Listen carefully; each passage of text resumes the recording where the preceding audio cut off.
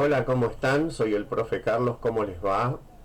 Les vengo a comentar un poquito, a contar un poco cómo fue el origen del movimiento obrero en Argentina, es decir, cuándo surge, cuándo nace y cómo se fue desarrollando, desenvolviendo a lo largo del tiempo y cuáles fueron las principales causas por las que surge el movimiento obrero. Podemos considerar como fecha fundacional, fecha de nacimiento del movimiento obrero en Argentina, el día 1 de mayo de 1890, en donde los trabajadores se organizaron para festejar la fiesta del trabajador. Junto con otros trabajadores de Europa o organizaciones sindicales de Europa, se pusieron de acuerdo para festejar ese día como el Día Internacional de la Fiesta del Trabajador. Y es así como acá en Argentina, el 1 de mayo de 1890, comienza a festejarse el Día del Trabajo o del Trabajador en el 1 de mayo. Los primeros sindicatos u organizaciones gremiales de Argentina nacieron con la inmigración, con trabajadores que venían de Italia, de España, de Francia, Dinamarca y de otros países de Europa, que ya tenían mucha experiencia como trabajadores organizados, es decir, que estaban organizados en sus países de origen en diversos sindicatos. Y es así cuando llegan a Argentina y comienzan a trabajar en las distintas actividades, fundan las primeras organizaciones sindicales, que recibían el nombre de mutuales o de sociedades de socorros mutuos. Los primeros sindicatos, más allá de organizarse por actividades, por ejemplo, zapateros, panaderos, diarieros, también se organizaban por el tipo de ideología política que existía en aquella época. Anarquistas tenían sus propios sindicatos, los socialistas tenían sus propios sindicatos y a veces existían hasta 3 sindicatos de panaderos según la ideología política de sus trabajadores. Hacia principios del siglo XX, por el 1900, van a ser la primera Federación Obrera Argentina que va a agrupar a todos los sindicatos, que es algo parecido a lo que hoy es la CGT. Los diferentes gobiernos constitucionales de Argentina no accedían, en la mayoría de los casos, a mejorar las condiciones generales de trabajo, de salud de los obreros. Es así que en 1902 se va a crear una ley que se va a llamar Ley de Residencia. Esa ley era utilizada para reprimir la protesta social, reprimir la protesta de los trabajadores y expulsar del país a todo aquel trabajador extranjero que protestara. Como les conté hace un ratito, las primeras organizaciones sindicales de trabajadores eran lideradas por trabajadores extranjeros. Argentina está atravesada por innumerables protestas, muchas de esas fueron reprimidas de manera sangrienta.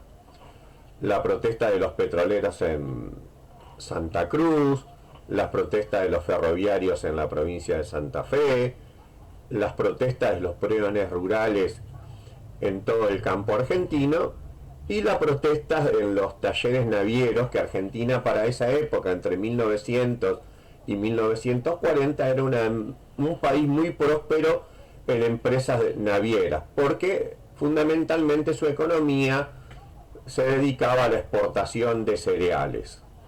Es así que en 1919 hay un evento conocido como la Semana Trágica, donde los trabajadores de las empresas navieras reclaman por sus condiciones de trabajo y fueron reprimidos muy fuertemente por la policía, el ejército, y hubo muchos fallecidos.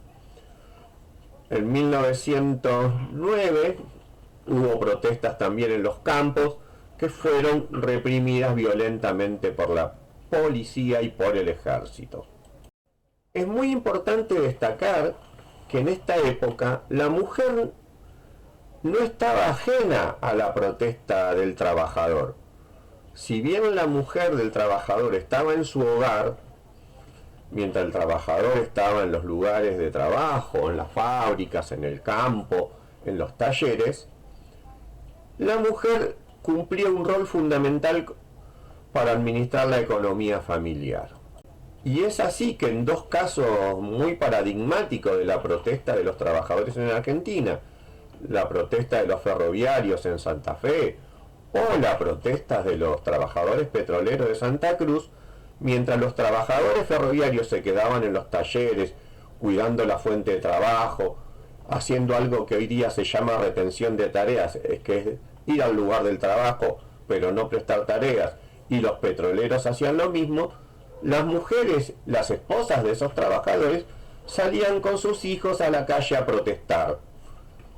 Y esa protesta conjunta de la familia trabajadora, los varones en un lugar, las mujeres y los hijos en otro, obtuvo algún resultado favorable para los trabajadores de aquella época.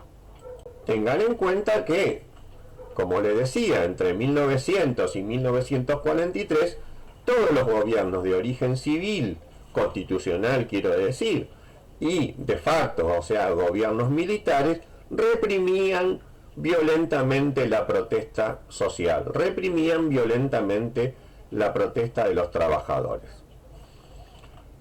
En 1943, con la llegada del gobierno nuevo, de un nuevo gobierno, va a asumir la Dirección General del Trabajo, Dirección Nacional del Trabajo, perdón, el coronel Perón, que entre sus primeras acciones va a crear nuevas normas que van a mejorar la situación del obrero en general. La primera regla, la primera norma que va a crear el coronel Perón va a ser el Estatuto del Peón Rural. Yo hace un ratito les comentaba que los peones del campo eran explotados de sol a sol, que no tenían ningún derecho, cobraban lo mínimo indispensable y ni siquiera a veces le alcanzaba eso que le pagaban para comer. Y no tenían día de descanso en absoluto. Podemos decir, y de ahí viene un viejo refrán que dice trabajar de sol a sol, que era así, desde las 4:30, 5 de la mañana, hasta que el sol caía en verano, en primavera, cerca de las 9 de la noche, sin descanso, sin comida, sin nada, sin abrigo.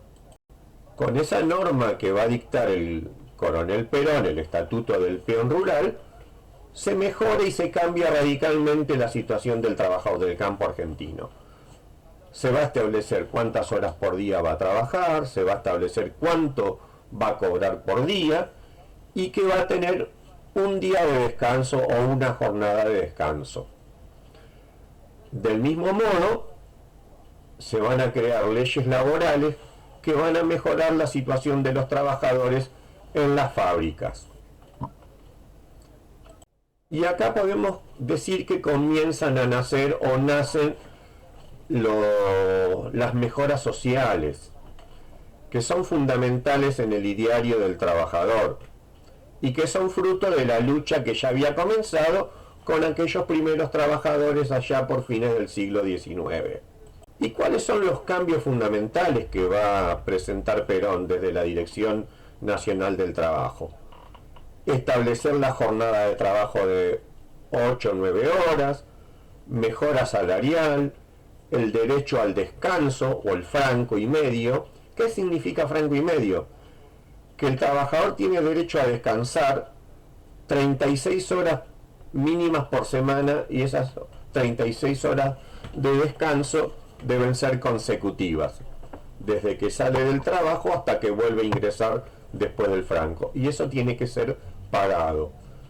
También se van a crear leyes de jubilación, a qué edad se van a jubilar los varones, a qué edad se van a jubilar las mujeres que trabajan. Se van a proteger los derechos del niño, que eran explotados y trabajaban en ese momento sin ningún tipo de protección. Se va a crear otro beneficio social que se llaman vacaciones pagas. El trabajador hasta esa época, si se tomaba unos descansos o días de descanso, no cobraba, y ahora va a cobrar el descanso anual, conocido como vacaciones. Y también van a recibir el aguinaldo. ¿Cómo se crea el aguinaldo? ¿Qué idea tenían cuando crearon el aguinaldo? Era para que el trabajador recibiera 2 veces al año parte de lo que en aquel momento se consideraba que era la ganancia que obtenían las empresas fruto del esfuerzo del trabajador. Entre 1943 y 1960, más o menos, no hubo grandes cambios en esto de la situación social de los trabajadores, de los beneficios sociales, los derechos adquiridos a vacaciones pagas, aguinaldo, mejoras salariales continuas y protección de la jornada total de trabajo. Esto va a cambiar en la década de 1960 durante diferentes gobiernos militares o de facto y constitucionales con poco poder político, donde la actividad sindical era reprimida, donde nuevamente la protesta del trabajador o la protesta social era reprimida, pero en un marco general los trabajadores no perdían el derecho de tener vacaciones pagas, derecho a la jubilación o días de enfermedad pago. Lo que sí va a pasar en esta época es que el salario del trabajador va a caer. El trabajador va a ganar muy poco dinero. Esto se va a agravar durante la última dictadura militar, la que va desde 1976 a 1983, donde se persiguió a los trabajadores, no se permitió ningún tipo de actividad sindical y muchos de los trabajadores que protestaban, reclamaban en sus fábricas, en sus lugares de trabajo, y acá también podemos contar muchos maestros y profesores, fueron secuestrados, desaparecidos por la dictadura militar.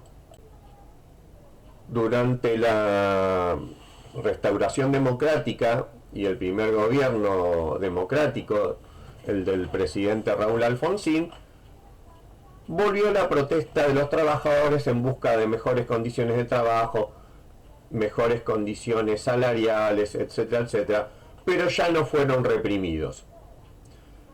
Esto va a cambiar con el gobierno Menem, que modifica la ley de contrato de trabajo y quita, por ejemplo, el beneficio que habían logrado en base a la lucha de cobrar una indemnización si los echaban del trabajo. Durante el gobierno del presidente Menem se van perdiendo algunos derechos laborales como esos. Por ejemplo, el de una indemnización completa cuando uno es echado de su trabajo. Se quita la protección a la jornada máxima de trabajo de 8 horas y el cobro de lo que se conocía como horas extras, y ahora un trabajador, para poder conservar su empleo, va a necesitar renunciar a las horas extras y volver a trabajar más de 12, 14 horas en algunos casos, si quería conservar. Es así que algunos sindicatos dejaron de reclamar o protestar y nacen otro tipo de organizaciones sindicales como la CETERA, el MTA, que sí reclamaban por esas condiciones de trabajo de los trabajadores y por que no pierdan los derechos adquiridos. ¿Qué pasó durante los años 90 y la llegada del neoliberalismo a Argentina? Se perdieron derechos. Principalmente los derechos que se pierden son la de la protección o la estabilidad en el trabajo, la de garantizar un sueldo mínimo, la de la protección de la jornada de trabajo, la de accidentes de trabajo, que significa que si un trabajador se lastimaba trabajando, iba a cobrar los días que no pudiera ir a la fábrica o a donde tuviera que cumplir sus servicios y lo tuviera pago. Eso fue cambiando y se quitó en algunos casos. Y con la apertura a las importaciones, Argentina perdió mucho trabajo, es decir, se cerraron muchos lugares de trabajo en Argentina. Se privatizaron empresas y se perdieron puestos de trabajo. Y mucha gente quedó en la pobreza. Y así fue como van a hacer una nueva organización de protesta, que no es lo que vamos a hablar hoy, que es el movimiento piquetero, que quedará para otro momento. A principios del siglo XXI, 2001 en adelante, con nuevos gobiernos constitucionales, se va a dejar de lado la reforma laboral del gobierno de Menem, esa que quitaba derechos, y se va a volver a la ley de contrato de trabajo vigente hasta 1990, esa que garantizaba la indemnización, esa que garantizaba las vacaciones, esa que garantizaba el derecho a percibir un aguinaldo. Lo que significa que entre el año 2001 hasta el 2015, 2016, los trabajadores volvieron a recuperar sus beneficios sociales. Pudieron gozarlos sin ningún tipo de impedimento.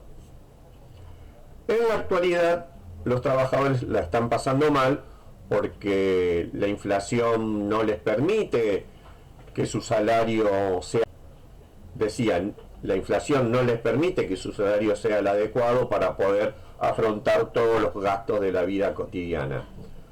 Además, ustedes podrán observar que nuevamente la protesta social o la protesta de los trabajadores es reprimida.